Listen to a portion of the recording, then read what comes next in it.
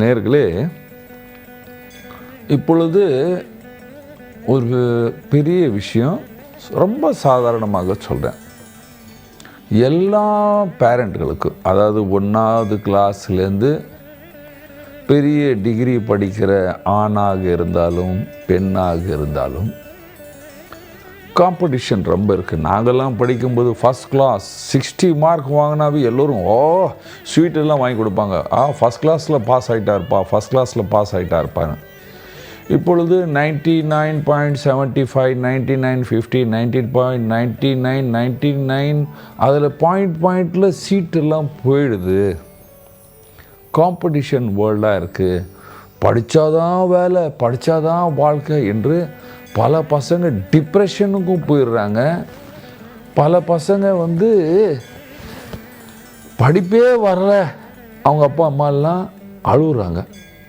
பாருங்கள், 2 விஷயம் இருக்குது. ரொம்ப படித்து காம்படிஷனில் போகிறது ஒன்று, 2வது படிப்பே ஏறலை, எக்ஸாம் எழுதும் பொழுது மறந்துடுறாங்க.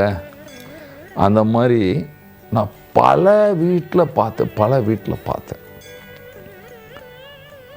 எல்லோரும் நல்லா இருக்காங்க. நான் என்ன செஞ்சேன் அது நான் சொல்கிறேன், நீங்களும் அதை அதாவது உங்கள் பிறகு சின்ன சின்ன குழந்தைகளாக இருக்குது, படிக்கிறாங்க இல்லையா, பெரியவங்களாகி எக்ஸாம் எழுதும்போது டேட்டும் அப்படின்றாங்க இல்லையா, மார்க் கம்மியாக வருது. பாருங்கள், இன்னொன்று எல்லாம் ஃபஸ்ட்டு தாய்களுக்கும் அப்பாவுக்கும் சொல்கிறேன், பேரண்ட்ஸ் எப்பொழுதுமே குழந்தைகளை ரொம்ப கம்பல்சரி பண்ணி ஒரு ரூமை மூடிட்டு படிங்கடா, வெளியே வராதிங்க அப்படின்னு சொன்னிங்கன்னா அவங்க டிப்ரெஷனுக்கு போவாங்க. ப்ளஸ் சில கவர்மெண்ட் எக்ஸாமினேஷன் எழுதுனா அது எழுத முடியல, அதுக்காக சூசைடும் பண்ணுறாங்க. அதுக்கும் ஒரு நிகழ்ச்சி அடுத்தது சொல்கிறேன். இதெல்லாம் பண்ணக்கூடாது.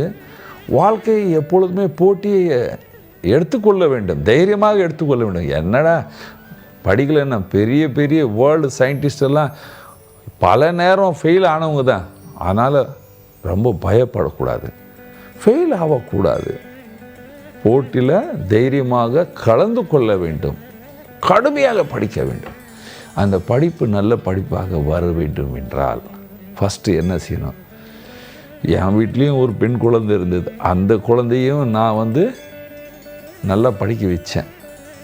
அந்த குழந்தை ரொம்ப கம்மியாக படிக்கும், ஃபெயில் ஆகிடும். ஏன்னா ஒரு காலத்தில் அந்த மகன் ஜுரம் வந்துடுச்சு, படிக்க முடியல. அந்த மாதிரி நான் பல பெண்களை பார்த்தேன். என்ன விஷயம்?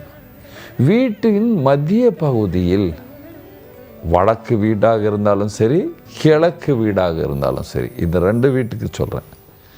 வீட்டுக்கு மத்திய பகுதியில் போரிங் கிணறு இருக்கக்கூடாது, தென்கிழக்கில் டாய்லெட் இருக்கக்கூடாது. நீங்கள் வடமேற்கில் படுக்கக்கூடாது. இந்த மாதிரி இருந்தால் உங்களுக்கு ஒரு குழந்தை பிறக்கும் பொழுது அந்த குழந்தைகளுடைய பிரெயின் ரொம்ப கம்மியாக வேலை செய்யும், படிப்பில் மனம் இருக்காது. அதுவும் செவ்வாயின் நட்சத்திரத்தில் பிறந்த பெண்களுக்கு ரொம்ப விசேஷமாக பாதிக்கும்.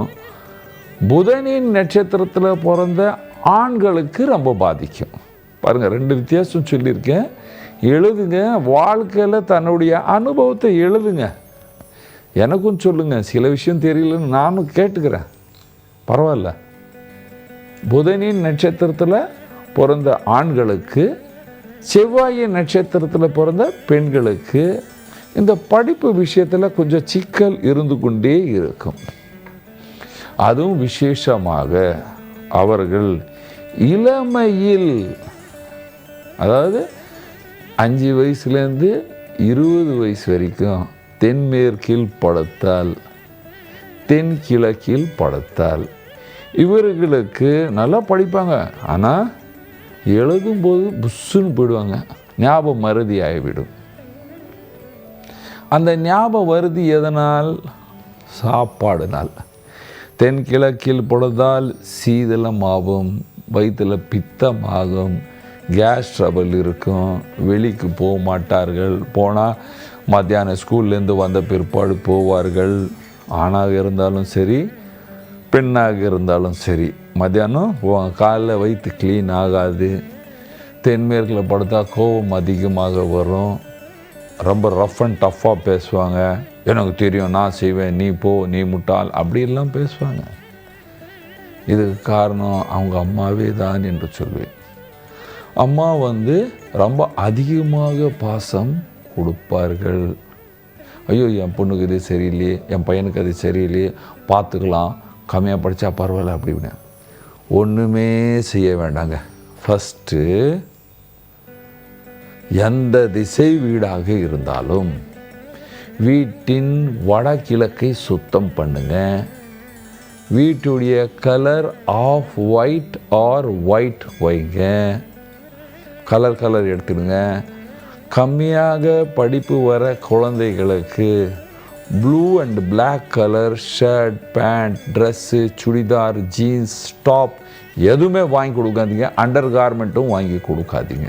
நான் சொல்கிறது, நான் உங்கள்கிட்ட எதுவும் வாங்கலை, நீங்கள் நல்லா இருக்கணும். நம்ம பாரத நாட்டில் இருக்கிற எல்லா பசங்களும் வேர்ல்டு காம்படிஷனில் ஃபஸ்ட்டு வரணும்ப்பா. அதுக்கு தான்ப்பா என்னுடைய ரிசர்ச்சு. நான் பல ஸ்கூலுக்கெல்லாம் போயிருக்கேன், பல டாக்டர்கிட்டலாம் போய் கேட்டிருக்கேன். சைல்ட் ரெஸ்ட் ஹாஸ்பிட்டல் ஒரு காலத்தில் 1996 நான் 1 மாதம் வரைக்கும் டெய்லி போய் இந்த ஃபிட்ஸுடைய ரிப்போர்ட்டெல்லாம் எடுத்திருக்கேன். இந்த மாதிரி ஜோசியம் பண்ணியிருக்கேன். அதனால் எல்லா அனுபவத்தில் நான் உங்களுக்கு சொல்கிறேன், வடகிழக்கில் பசங்களை படுக்க வைங்க, கிழக்கில் தலை வச்சு படுக்க சொல்லுங்கள். எது வரைக்கும்? கல்யாணம் டைம் ஆகிற வரைக்கும் வடகிழக்கில் படுக்கணும், கிழக்கில் தலை வச்சு படுக்கணும். பெட்ஷீட் ஒயிட் ஆஃப் ஒயிட்டாக இருக்க வேண்டும். அவங்க போடுற ட்ரெஸ்ஸும் லைட் கலராக இருக்க வேண்டும். இந்த மாதிரி வீட்டை அமைக்கும் பொழுது உங்கள் வீட்டின் தென்கிழக்கு அல்லது கிழக்கு மத்திய பகுதியில் தண்ணீர் இருக்கக்கூடாது. இந்த மாதிரி இருந்தால் முட்டாள் என்ற பட்டம் கட்டின பசங்க 100 மார்க் வாங்குவாங்க. இதுதான் என்னுடைய அனுபவம். நம்முடைய பசங்க எல்லாம் நல்லா படிக்க வேண்டும் என்றால் அவர்களை வடகிழக்கில் படுக்க சொல்லுங்கள், கிழக்கு திசையில் தலை வச்சு படுக்க சொல்லுங்கள். எல்லோரும் சந்தோஷமாக சுகமாக வாழ்வார்கள். நன்றி, வணக்கம்.